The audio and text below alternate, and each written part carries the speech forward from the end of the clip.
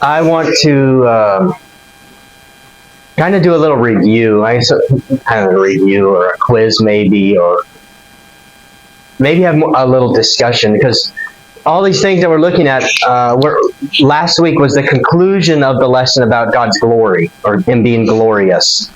But of all of them that I'm going through, that's the one that's kind of like standing out to me. I like finding the most interesting stuff in it, and so I don't feel like moving on yet.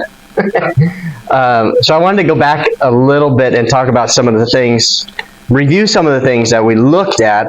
And I know it's early for all of you, all of us, but maybe you could teach the class for a few minutes. You know what I mean?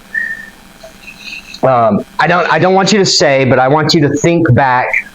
I gave a definition for the word glory. Okay, I mean like a Webster's type definition.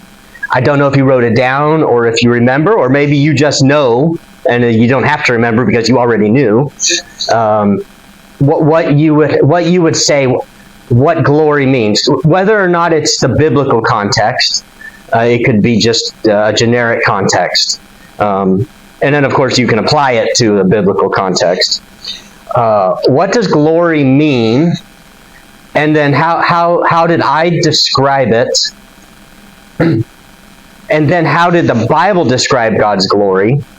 The glory of God. Actually, I'll give it to you because we talked about it again last week. We talked about it the week before. The two different ways that His glory was displayed, all right, physically, was first of all the kind of the vision of the earth, or the universe in His transparency, right? The man or the figure walking across the emerald.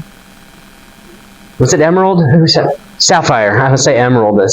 That's from Wizard of Oz, isn't it? Emerald, yeah, the Emerald City, and the yellow. Sapphire's not yellow, right? What is sapphire? Is that red? I don't know. Is it various? It's blue. Okay, I don't know. All right, whatever it was. So that was the good vision, okay, the good image of God's glory.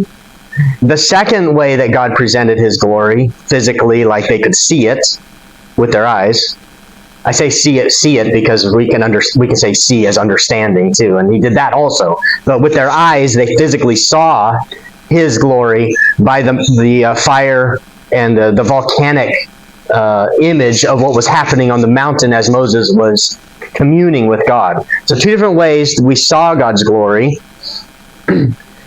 And then when we got to last week, we looked at Exodus 34 or 24. I think it's 34.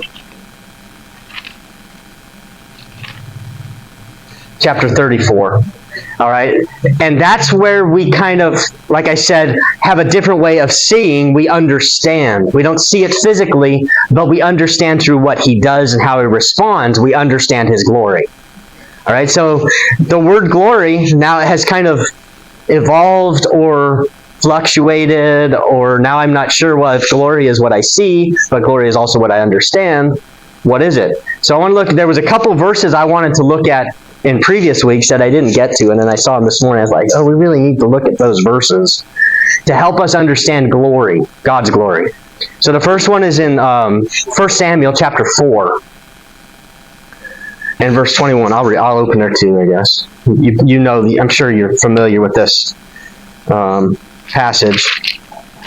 As the Ark of the Covenant is stolen. I know, not stolen. Well, yeah, stolen.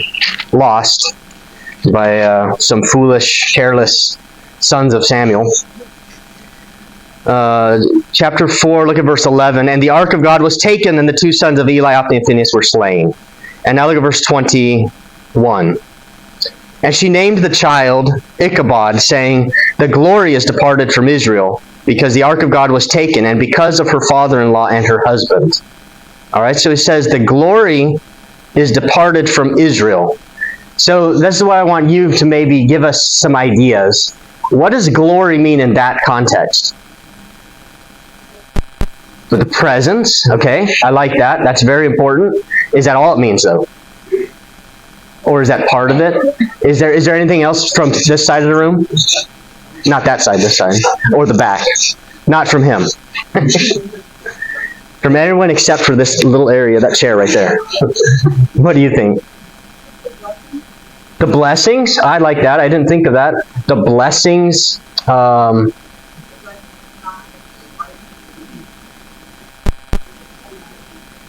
I think that's part of it. The blessings are only on Israel because of the presence of God. So yeah, so the blessings on Israel, but what would the blessings be? The goodness, yeah. Protection, anything we see. Like, because God presented his glory visually for the Israelites. Do you see anything leaving Israel? Not really in this. I don't see anything leaving physically. So it's more of a mental thing, more of an understanding, more of a abstract. I know blessings is not abstract, but it is. It's a mind thing. It's an idea. But yeah, what was the other thing you said? Not you. The blessings. Yeah. Yeah. So the blessings have been withdrawn. Would you substitute this with is there another word you could substitute? Presence, the presence of God. Anything else? Remember when Saul sinned? The second time, but the second of the famous sins, or the sacrificing time. Was it glory that left Saul? The Spirit of God, yeah.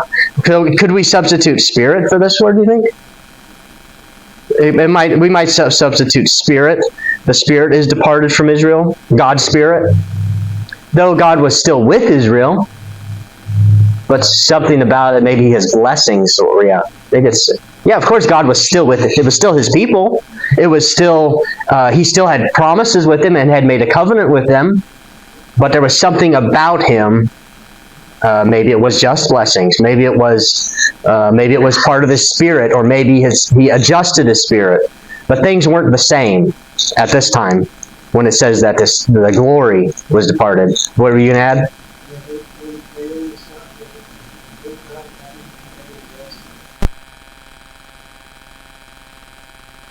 That's true. Maybe from their perspective. He's saying that in this passage, the ark is gone. And so the people associated God's presence and God's glory with the ark itself. So for them, that was gone. So it was the ark that was gone, right? Something like that? Yeah. Mm-hmm. They always said how they talked about God dwelling between the cherubim. Yeah. So that would say he was gone. He was gone, but as we see, and in today's lesson, we'll see that he was there when the cloud came and was there. That's when he was there, right? But was he there all the time? He was there all the time, but we didn't see it physically until the cloud was over it. But yeah, so that's true. That it was that the ark was gone. So some element of God's protection and his character was not with them. Is it more that God didn't change or remove himself, but they stayed in themselves? That's a good point. I was listening to some preaching, some service, and he was talking about a lot of the things, like Romans chapter 1. It talks about the consequences of sin, right? On generations to come. Like a lot of the curse, I guess you could call it curses. God says to people, "Oh, for generations, this will happen to your family for generations," or the line of the kingdom will be taken from you. So he curses generations to come. But we know that sin affects more than just you, right? It affects your generations. So is that a natural occurrence? Like your sin, like the people in the Bible, they sin, and it just naturally occurred that their family for generations was affected by it. But God says that is a curse on your family. Well, it's the curse of sin. And she's saying kind of, I think, the same thing. If from their perspective, it's just a natural response because of the condition of God's people, right? Their minds, their attitudes, their lack of faith, it affected them in a way that it was as if God was not with them. But yeah, I like all those things. So God's glory, though, is what is missing, and it's something about God that we, I think we just read through that verse and we're saying, "Oh, the glory of God is just His presence," and we leave it at that. It's just something else. Go to Luke 24, which is we looked at this passage a couple weeks ago, and I'm trying to remember why we looked at it. Oh, we were talking about these two that saw Jesus, the two disciples, whether they were the 12 or some other disciples that saw Jesus and didn't recognize Him. Remember? And then His presence there with them was so memorable and pleasant that they invited Him to stay with them overnight, the stranger to them. But look at what He says to them, verse 25. Then He said, and then they explained to Him all of the crucifixion and how the disciples had come and found Him missing. All right, and they're telling Jesus, but they don't know it's Jesus. And this super friendly stranger to them, this is what He says to them. Then He said to them, "Oh, fools!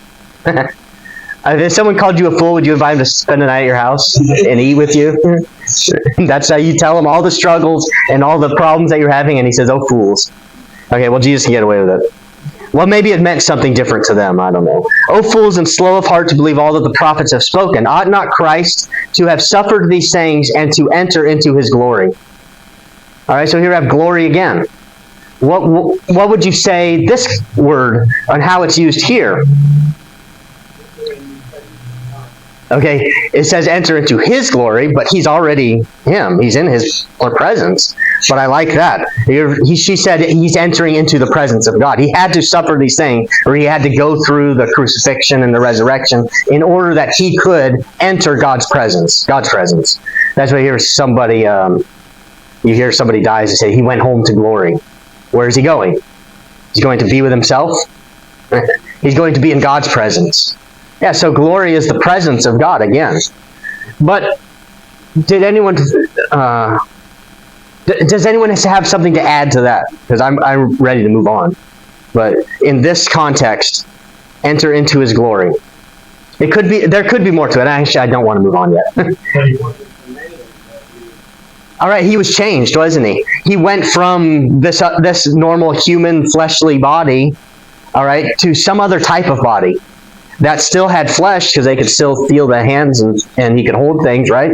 But it was a different type of fleshly body, and it was a glorified body. All right, anything else? Yeah. The whole process of what Jesus did on the cross, did it for us, died, and then with the whole thing, how He did was glorious. So to enter into His glory, He's finished with the work that was done for us. Okay. For us, that was His glory. I like that too. I'm glad I called on you. Yeah, His whole purpose, His whole mission on earth was not completed until this happened to Him, until He went through this. So by Him saying, "I can enter my glory," I can fully achieve my goal in life, my His charge, because that's what God had charged Him with. So by Him becoming glorified, it means I did it. I achieved that which I was here for, and He couldn't do it without going through that whole process, being born as a virgin, and the whole thing, all the way up to the crucifixion.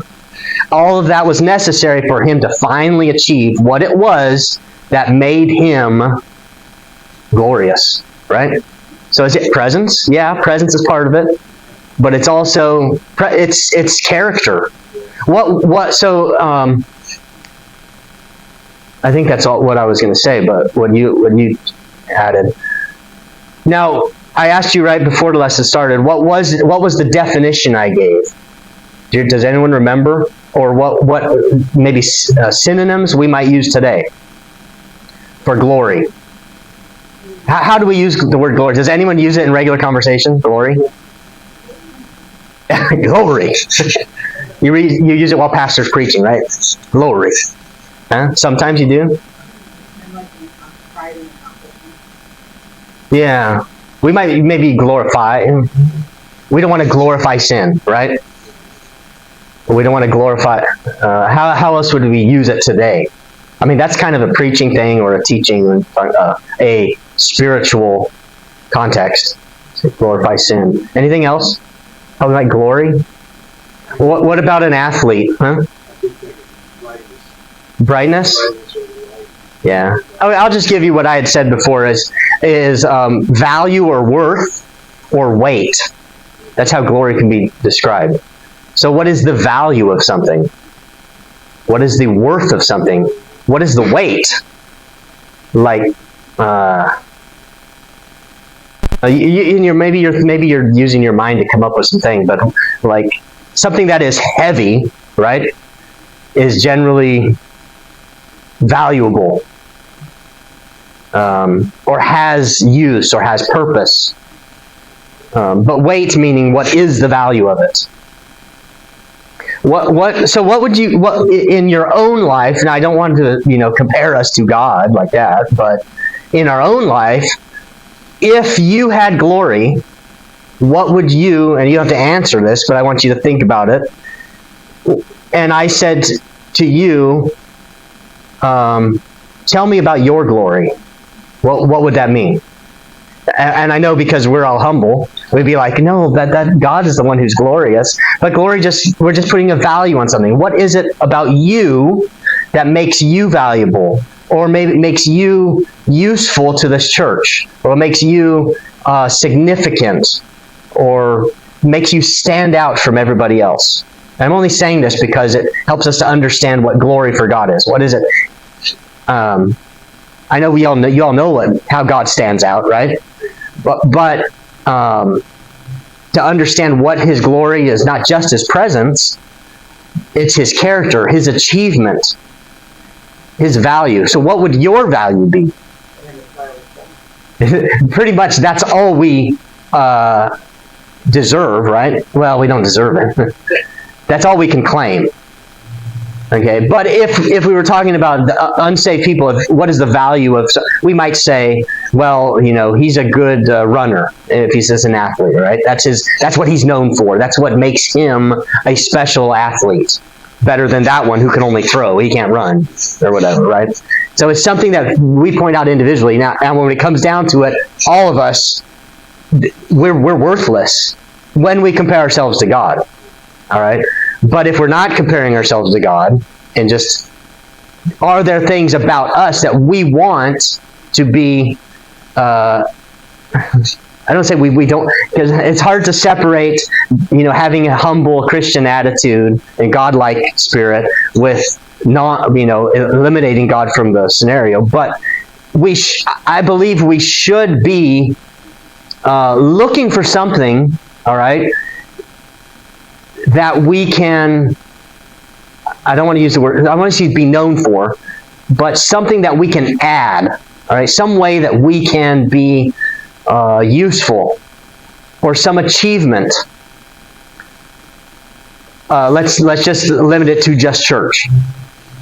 Is there some way that I can be useful, or I don't want to use the word glorify in church because God's the only one we glorify, but is there something I can add, some value that I can add to church? Something, some way or some activity that God will benefit. There could be numerous ways. I know what it comes down to is just be involved. If I just sit here and listen, is that a glorious thing for me to do? Is that do I add some value to church? Sure, right? Just being here is supporting everybody else. Is there some other way that we can add something to the function of the church? Maybe you sing, maybe you play an instrument, maybe you do a scripture reading, or you volunteer to answer a question or read a Bible verse. There's lots of ways that we can kind of achieve godliness, if you want to say it that way, maybe. Or we can I know it's a little awkward because we're not comparing ourselves to God's glory, but glory it's like the what's the word? I'm not going to think of it. Go ahead. Add value. God is value, right? Duh. Are we valued? Do we have anything to add? Do we have anything to build up or edify this? I mean, you can edify your family, right? You add value to your family, I hope. Do you add value to work? When we come to church, we talk about being glorifying. No, we should be adding value. We should be doing noteworthy things, not because we want people to notice our glory, but because it's part of being like Christ, right? To do things, to be noteworthy. It's not noteworthy for you. I understand. It's not. I'm not trying to check your notoriety, right? But I want to do things that are helpful and beneficial and uplifting and edifying. I feel like the things that we do should, what a difference to bring glory to God, that His character. I like, yeah. To show the character of God. And it's all going to go back to Jesus. It is going to go back to Him, and that's ultimately what we do when we're trying to uplift or do anything in the church. Yes, I should be like a reflection and direct all glory to God, because He's the one who's given us that, and He's the one who's provided for us, and it all comes down to His glory, not my glory. I like that. Thank you. Okay, Exodus 34. To finalize that, then I said, what was, we talked about the visual representations of God's glory, but what was it in chapter 34? What ways did He demonstrate or display or help us to understand what His glory is? What it is that makes Him valuable and special and have special weight? We only briefly looked at it. Exodus 34. And I was like, oh, what verses do you pick? It's like a whole passage, which we're not going to read.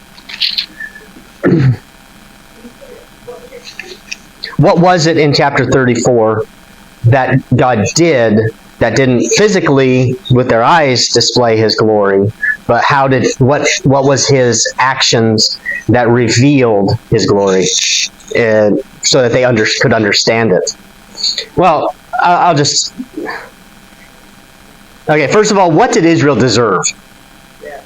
Okay? And what was, in chapter 33, what was it that God said, okay, because of that, this is what's going to happen? What did He say He wasn't going to do? Or what He was going to do? In the very first part of chapter 33, He said, I'm going to send an angel instead of go with you. Is that how it ended up happening? Nope. Moses talked with him. God talked with Moses. And they got it worked out. And God said, okay, we're going to try this again. Okay? Does that reveal God's glory? Did they deserve to be given a second chance? They broke the covenant completely while it was in the process of... just go on with it. They did not deserve to be given a second chance. For God in His glory was, okay, let's try it again. I'll go with you. We'll start over. Did they make a new covenant? He redid the Ten Commandments. It's like, okay, that's kind of a picture. Yeah, we'll try it again. So he did not. It's like you can say, well, what did He do? Well, what He did do was that He did not kill them. He did not abandon them. And chapter 34, it tells us that. Remember, we looked at verse 5. The Lord descended in the cloud, stood with him there, and proclaimed the name. You can say He proclaimed the name, or you can say He proclaimed the glory of the Lord. And the Lord passed by before him and proclaimed, the Lord God, merciful, gracious, long-suffering, abundant in goodness and truth, keeping mercy for thousands, forgiving iniquity and transgression and sin, and that will by no means clear the guilty. Was Israel guilty? Were they cleared? They suffered consequences, right? So yeah, He said He would not go with them, but no, they still had punishment. they had a plague, and then 3,000 of them were killed by their brethren. So yeah, they did suffer consequences because of their sin, but his gloriousness didn't wipe them out, which is what they deserved. So and it was grace, and I think I don't know if you still have the notes that I gave out last week. It says, that kind of gives us the glory of God, that bottom chart. Let me alone that my wrath may burn. God is just, right? That's why he had that attitude. But he is merciful, and he said, I will relent from the harm I said I would do. And then grace, you have found grace in my sight, and he graciously continues to lead them. I want to go to actually, we're gonna go to finish Exodus. But again, I don't know that we're going to read too much of chapters.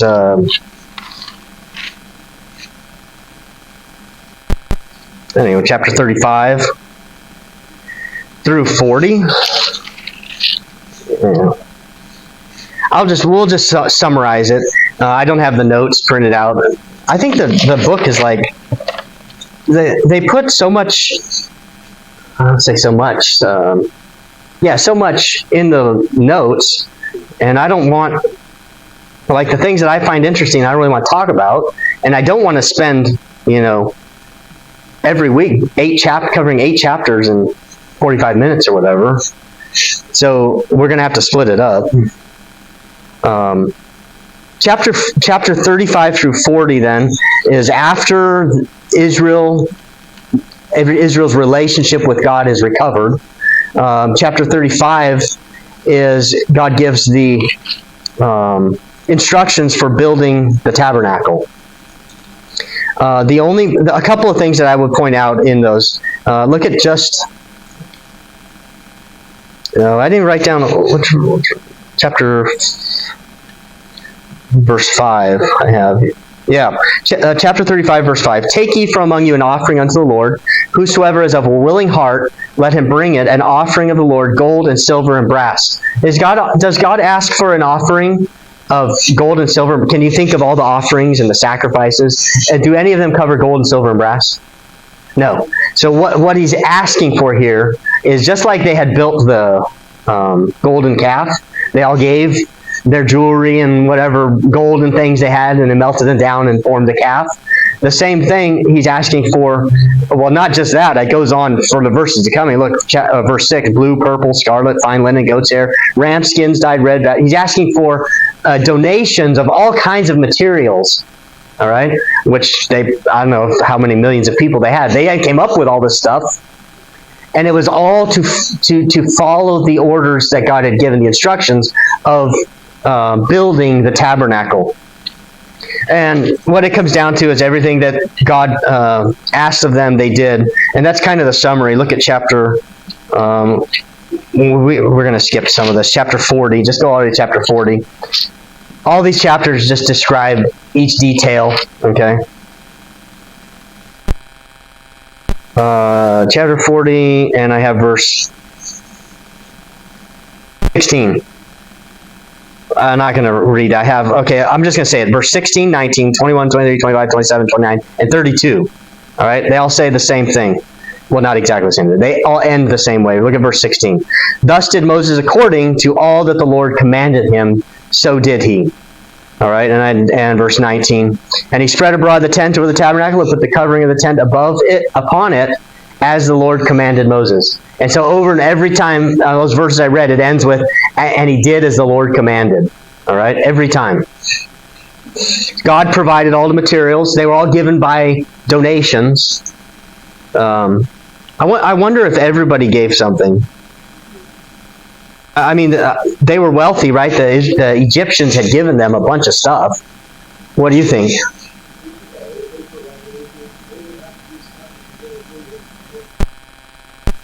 Yeah, he's right. Well, we come to find out, I don't remember if it says that Moses, okay, that's enough, but he had to stop them, and they stopped because they had given so much stuff, right? So they had more than they needed. They had supplies, yes, but talent. They had plenty of people helping out, and it could be because we talk about what was the like in Leviticus, when we're going to go to the book of Leviticus, we talk about the sacrifices, and they bring a lamb when they commit this sin, or sometimes they bring turtle doves. Everybody sacrificed something. Was everybody a shepherd and everybody raised goats and sheep and all that? So what did those people do? How did they sacrifice? Did they buy something? Maybe. So did everybody here offer their gold and silver? Did everybody have gold and silver to offer? Or did they say, you know what, I don't have anything to offer, so I'm going to do some work for you so that you can do an offering? Maybe that kind of thing happened. But I don't think everybody got involved, and it was plenty to get the work done. But they took God's instructions seriously and followed every detail of it. Look at chapter 40 and verse... Oh, I did have it. No, this isn't it. Verse 33. And he reared up the court round about the tabernacle and the altar, and set up the hanging of the court gate. So Moses finished the work. Then a cloud covered the tent of the congregation, and the glory of the Lord filled the tabernacle. All right, what does it mean, the glory of the Lord filled the tabernacle? Presence. Anything else?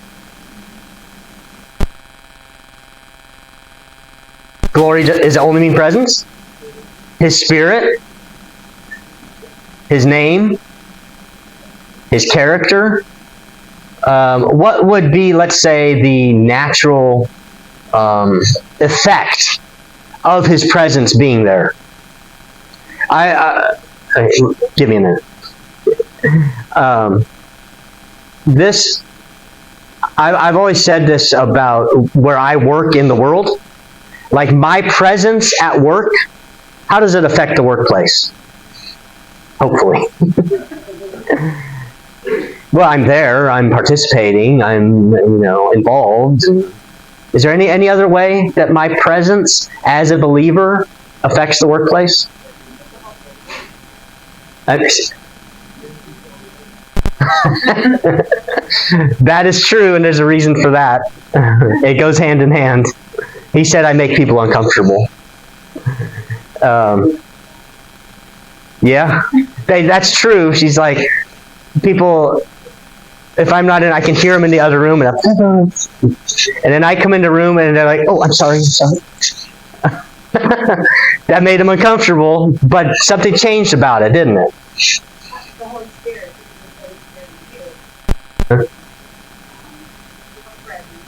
maybe there's an effect on them.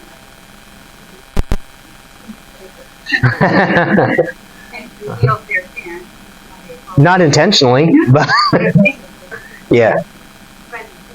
But along with that, I've also, and I didn't look this up because I didn't even plan to say this, but I think there's a biblical backup. All right, that my presence as a believer with God's Spirit in a workplace, God's blessing is on the workplace. All right, I bring God's blessing with me. I don't know if it's like a pigpen thing where it's just or a Charlie Brown, you can call it, but what? There was a time in the newspaper where 3 kings came to talk to, I think it was Elisha, and they came to ask to find out if they could go to this battle. He says, I don't even want to talk to you. The only reason I'm talking to you is because Jehoshaphat is here. Yeah. Because Jehoshaphat was a good king, and the other was a demon. He said, he was so upset that they were there. He said, bring them in. I got to calm down. And so That's the same concept. Yeah. So Jehoshaphat was with them. God did not want to be there with them, but because Jehoshaphat was there, God was among them. But I thought it was supposed to be 2 or 3 were gathered. And there was only one, Jehoshaphat. Well, Elisha also. Oh, Elisha also. There was 2. Okay. All right. Do you see what I'm saying when I say God's glory was when it was there in the tabernacle? How did that affect Israel, do you think? Well, yeah, it was His presence, but His glory, His power. Do you think things changed in Israel when God's presence was there? It kind of goes without saying, you think, but we still need to say it because it's Sunday school. So. Yeah. Huh? What did you say? Like you said. Oh, Huh? Right. oh she said his presence. I think. Yeah, I think that's what you said. Yeah. But there's more to it. His presence means a lot more than just physically there he is. Because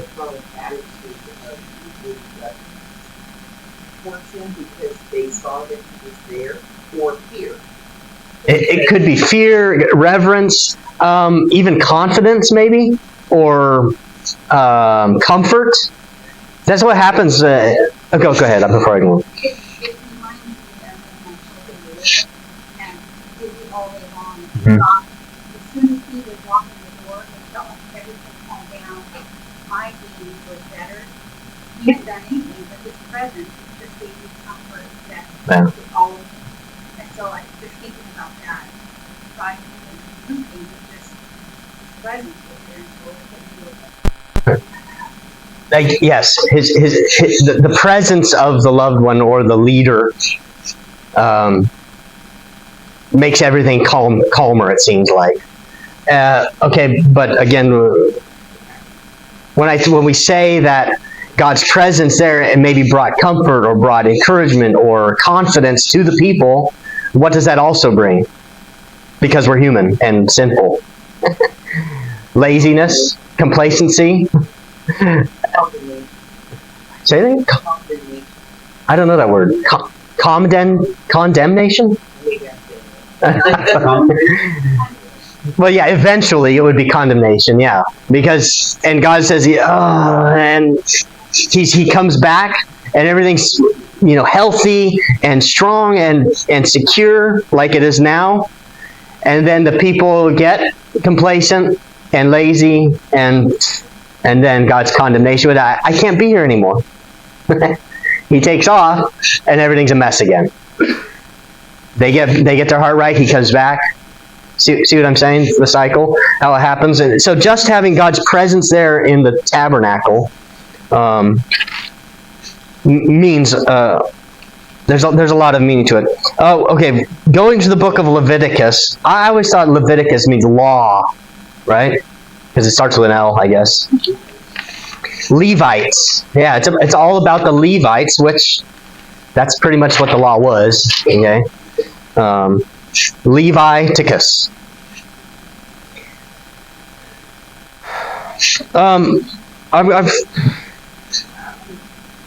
What do I want to focus on with the amount of time we have left? Just chapter. Okay, in Exodus when Exodus ends, we have the tabernacle being built, God meeting with Israel, or God meeting with Moses, and then God giving Moses the law of what we find in Leviticus, all the different, starting with the different sacrifices that are to be made. I don't want to look in great detail at all the sacrifices. I want to list them. Chapter 1 is about the burnt offerings. Verse 3, if this offering be a burnt sacrifice of the herd, let him offer a male without blemish. Chapter 2, verse 1, and when they will offer a meat offering unto the Lord, his offering shall be of fine flour. All right. Chapter 3, if his oblation be a sacrifice of peace offering, he offer it to the herd. So we have 3 so far. Burnt offering, meat offering, or some would say grain or oblation offering, and then peace offering, chapter 3. Chapter 4 is a sin offering, verse 2. Speak of the children of Israel, saying, if a soul shall sin through ignorance against any of the commandments of the Lord concerning things which ought not to be done, and shall do anything as a priest. Okay, I'm going to read all of it, don't have time. And was that chapter 4? Yeah. Chapter 5 is a trespass offering. Verse 1. If a soul sin and hear the voice. All right. All of these different sacrifices have a purpose, like this is why you sacrifice and in what circumstances you offer this type of sacrifice. All right. One of them, to me, stands out. And we did read it. It was chapter 2. Ironically, it's the one that's called a meat offering, which we think of as not. It doesn't have any meat in it.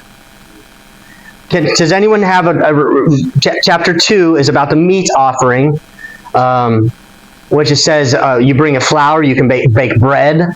Then there's ways you can make this bread: wheat, corn, salt, frankincense, oil. You can fry it, you can bake it. All right, but it's a loaf of bread, some sort of loaf of bread. And then the Levites or the priests, they'd cut a piece of the bread and burn it, and then they could eat the rest of it. All right. Why is that significant? The meat. Well, first of all, why is it called a meat offering? Anybody?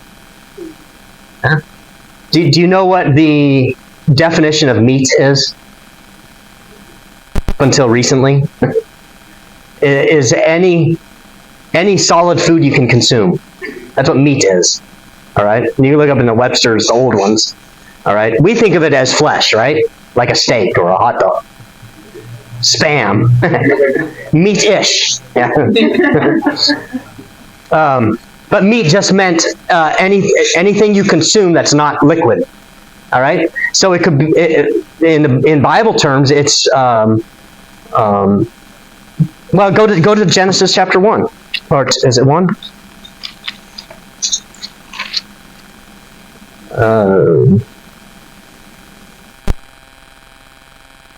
29. And God said, "Behold, I have given you every herb bearing seed which is upon the face of all the earth, and every tree in the which is the fruit of a tree yielding seed. To you it shall be for meat." Well, how is a seed meat? All right. So no, it's anything that you can consume that's not liquid. You have to chew it, and it includes meat. But in the Bible terms, when it says if it was a lamb, it would say it was lamb, or it wouldn't say meat. Meat is any food. All right. But what is significant then about that offering, the meat offering, compared with all the others, other than it being confusing? Well, we didn't read them, all of them. I know you'd have to study it maybe. Okay, it's the only one that's not, and it does not involve killing. All right, the burnt offering, you bring a lamb or a ram or a goat. Peace offerings, sin offerings, trespass offerings, they all involve slaughtering or killing and filleting and proportioning and then burning. All right, and then the blood being done, things with the blood. But the meat offering, and I'm just going to have time to introduce it today, what we're going to talk about next week, I guess, is the only offering that continues to live. Right? I just walked in this morning and she's like, "Look at the size of those figs. And there's big ones and there's little ones. If I eat a fig, is that it for the tree? It's done with?" No, the tree continues to live. Right? What about a potato? So there's a potato plant, and I dig down, I grab a potato, pull the potato, and eat it, or sacrifice it. What happens to the rest of the plant? Does it die? Maybe if I pull all the potatoes, it might die. I don't know about well, you have lettuce growing or something in your hydroponics, and you just pick leaves off and eat it, and it continues to grow. So the meat offering, does not involve death at all. Is there any, to conclude for today, because I really wanted to talk a lot about this, which I don't know, does that remind us that type of sacrifice translate to anything today? Because we might not, in our minds, are like, we're slaughtering animals and stuff. I don't be doing that. Huh? Okay. Like we read from Luke 24, right? In order for him to be glorified and continue living, he had to make a sacrifice. Did he die? Yes, he died, but also he still lives. Right? So I guess a potato will die when you pick it and eat it. It's not living anymore, but it's still providing nourishment in a way. Well, even like it's like the wheat offering and the corn offering, right? Do those plants die when you pick the? We read from Genesis 1? What were those plants known for doing? Reproducing themselves and continuing on and on and on, continuing to live. What about sacrifices in our own life? Sacrifices we make. You have Romans 12:1. Yeah. I was going to ask, can anyone think of a New Testament verse? I beseech you, therefore, brethren, by the mercies of God, that you present your bodies a living sacrifice. Right? A meat offering is a living sacrifice. They plucked the wheat or harvested the wheat. Maybe that plant went away, but they could take the wheat seeds and the plant would continue to grow. It was a living sacrifice that they were to bring. So that's the one I wanted to focus on. I have a lot more to, even from the life of Jesus' teaching, that we won't look at today. But you'll look forward to next week's lesson because it's really interesting. Let's close in prayer this morning. Dear Heavenly Father, we thank you so much again for your love for us. We thank you for guiding us through your word, giving us understanding, revealing yourself to us in so many ways. Help us to appreciate what it is that you want us to know. Help us to learn from it. Help us to know how to apply it to our lives and let it change us. I ask these things in Jesus' name, amen.